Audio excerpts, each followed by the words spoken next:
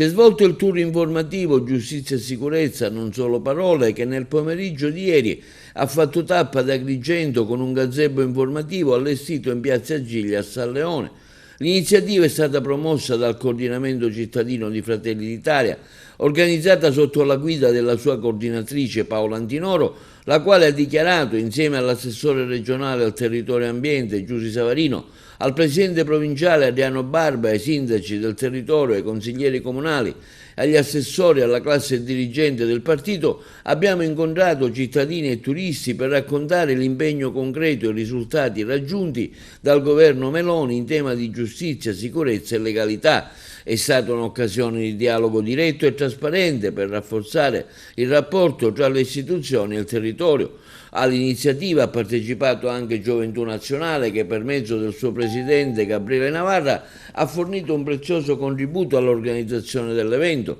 Fratelli d'Italia, ha concluso Paola Antinoro, nella sua qualità di coordinatrice cittadina, prosegue così il suo percorso di ascolto, di presenza sul territorio, riaffermando i valori della legalità, della sicurezza e della buona amministrazione.